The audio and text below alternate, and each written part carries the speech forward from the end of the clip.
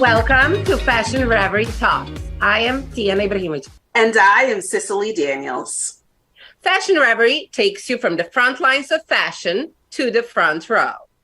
All of Fashion Reverie Talk segments are based on published content found on fashionreverie.com. So remember, if you want more information on the segments, go to fashionreverie.com. In this episode of season 3, we are so fortunate to have ready-to-wear designer Erin Potts, and we talk about great 2022 holiday vacation spots. And we start every episode with Fashion News Alert. And all of our news segments are based on the Fashion News Alert segment on Fashion Reverie. So we are going to start with Cher and her new job. Cicely, the floor is yours. Well, Cher, who really is like an omnipresent star, right? Like Cher has been around forever. She has been like doing amazing things forever. So it just makes sense that she will star in the latest campaign for Balmain Blaze. And it is a luxury handbag designed with Cher in mind by Balmain creative director Olivier Rousteing. And it's supposed to be like just like Cher, fearless, eye-catching, almost it's described as like almost a shield of a bag that, that you see walking into the room, he said, reminding him of superheroes from his youth. And in the campaign ad, Cher stars, of course, as a futuristic goddess sitting on a throne in in a cat suit. Y'all, she's in her 70s. I did say a cat suit that she wore in the spring 2023 Balmain show.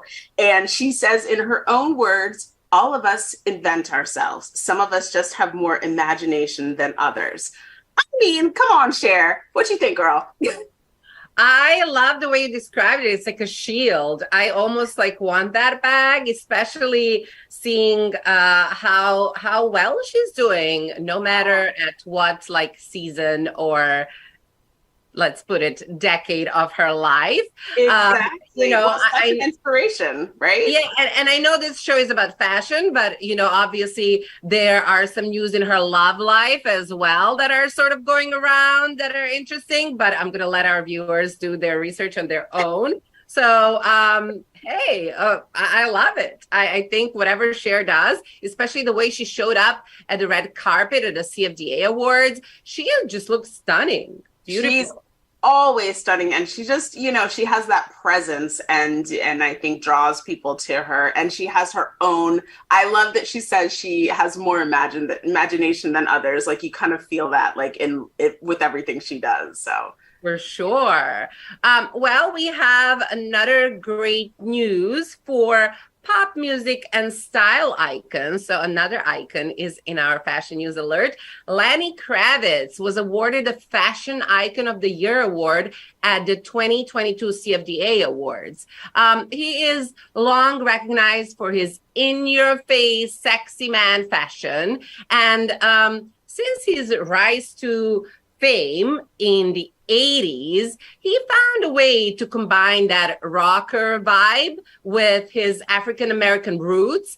And his like glam style is evident with glam rock street style. So he, and I'm going to quote him, mentioned that what I've learned along the way is being yourself is the most important thing you can do, and that you're going to make mistakes.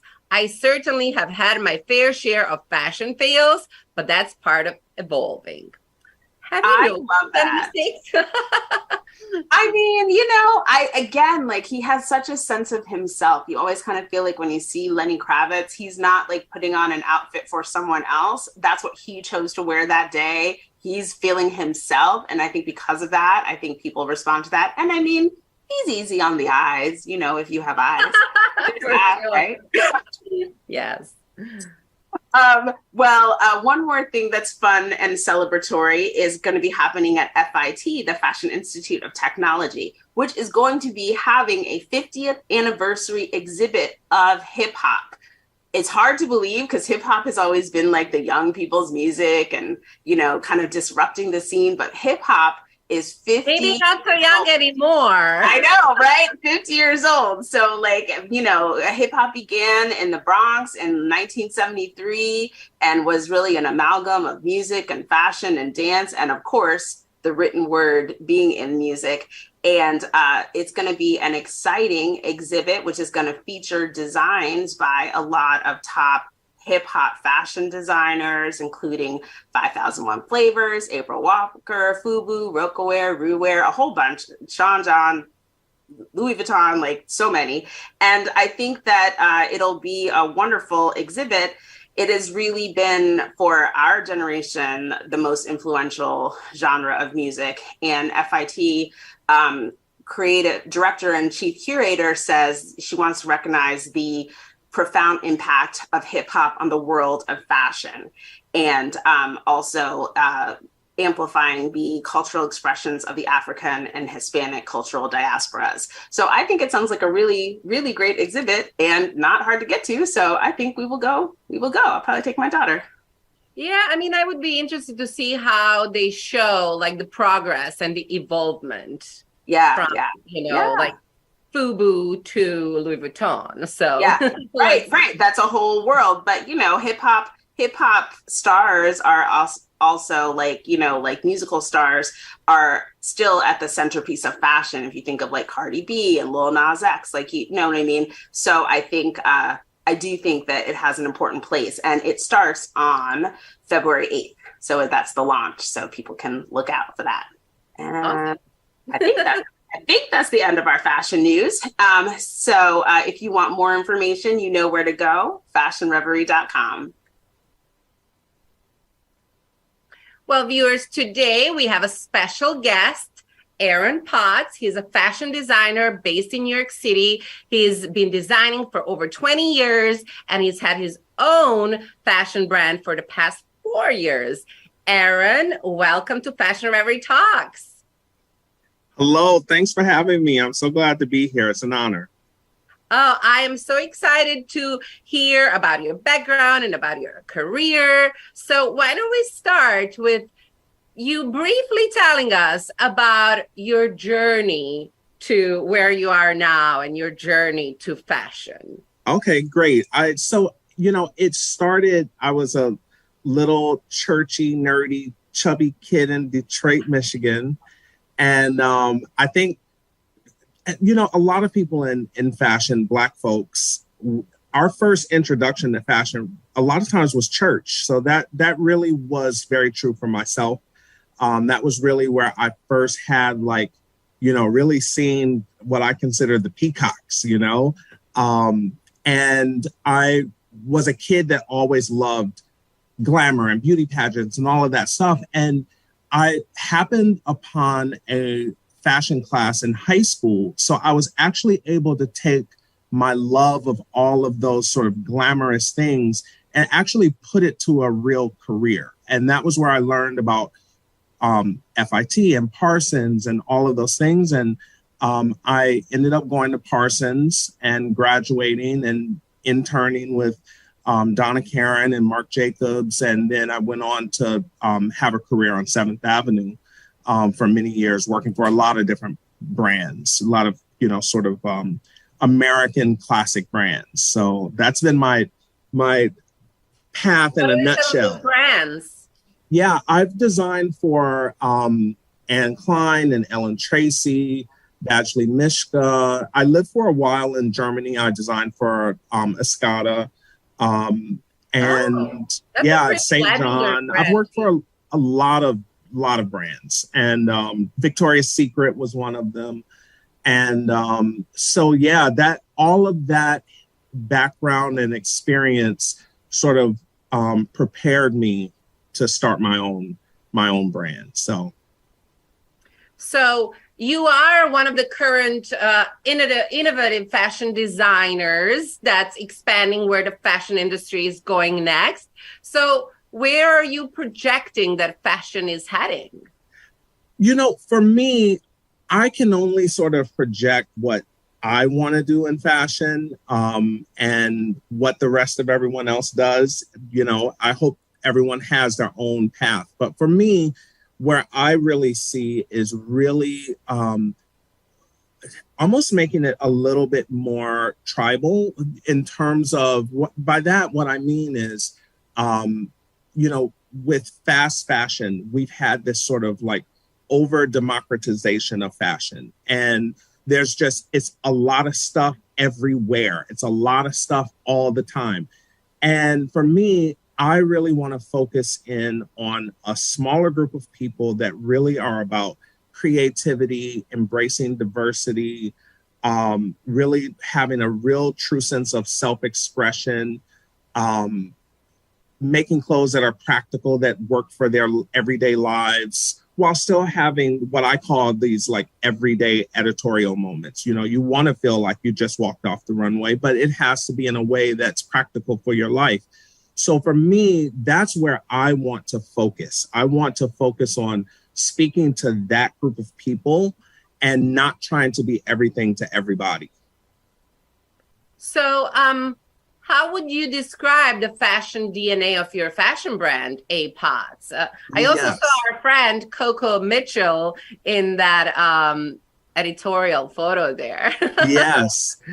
Coco actually is a longtime friend of mine. And that was my first time working with her for my brand and working with her professionally over all these years. And it was such an honor because what she represented in that lookbook and in that show was one of the things that I consider part of my DNA, which is about diversity. It's about, for me, I always want to show fashion and beauty, for me, what the world actually looks like. So that is about people of all ages, people of all sizes, people of all colors, people of all gender expressions.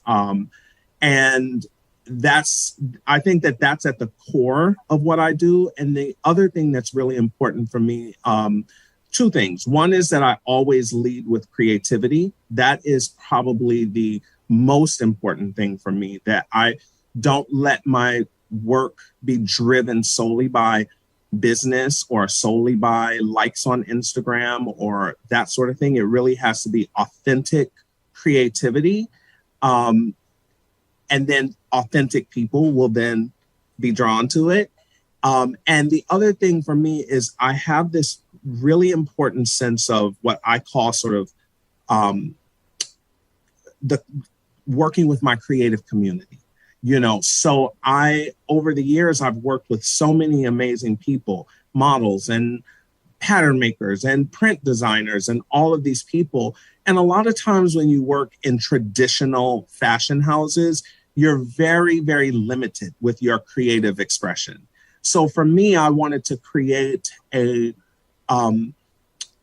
physical space, but mainly a mind space where we could all collaborate together and really make things that inspire us and that are creative and that speak to people on a deeper level than just a surface level thing. So that's really, those things I would say are the most important thing for me. And I want those things to be what draw people to the brand.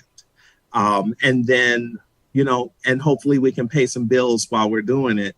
But I've gotten to a point in my career, I've worked and I've done so much commercial stuff. I just want to have fun and be creative, and, you know, speak to people that want creativity and individuality. So you sort of did answer who is your customer. Your customer is a wide range of creative minds, about people from the industry.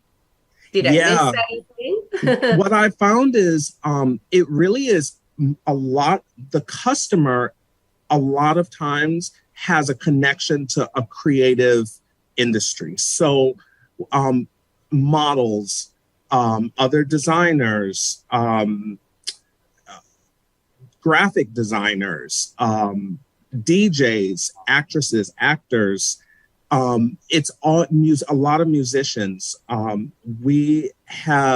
It's people who have a creative spirit and they're looking for a way to show their personal creative expression, and B, have things that are, most creative people I know are very busy and they travel a lot and they're doing a lot of things. So they need clothes that can be practical for their life. So that's what I'm finding. And I love it. You know, I love being able to connect with, you know, I've had Queen Latifah wear things and buy things. I've had, you know, tons of people from the dance world, from Alvin Ailey and Complexions, and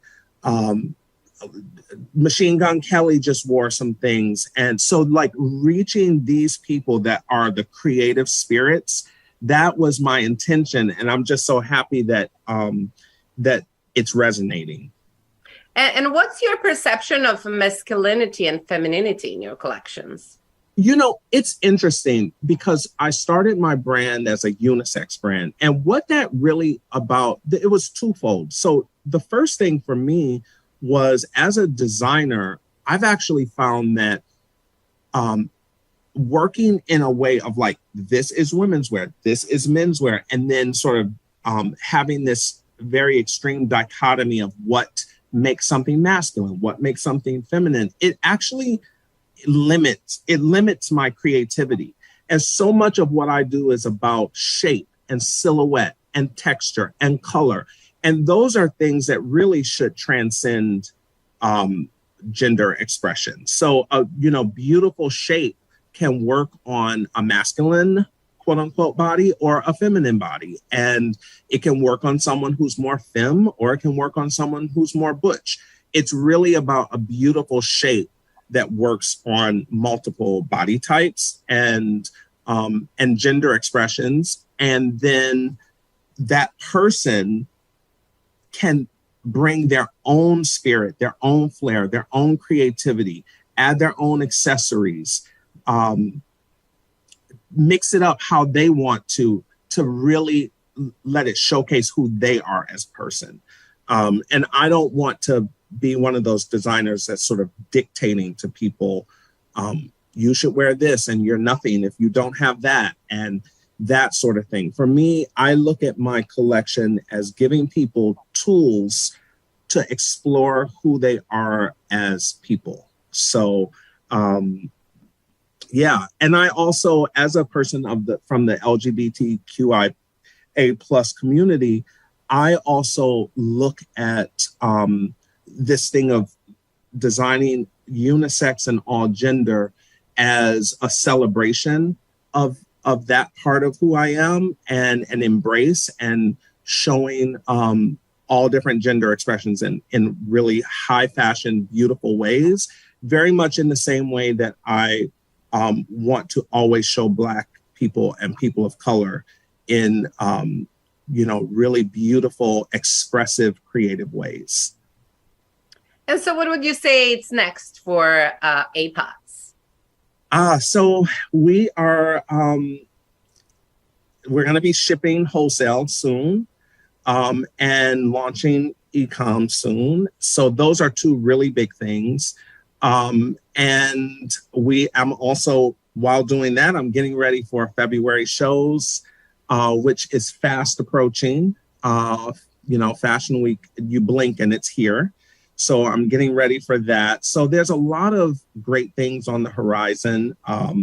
But this, like, shipping and e-com is such a big thing for me because it's a way for me to reach more people and give people some creative options. So I'm excited, very excited about that.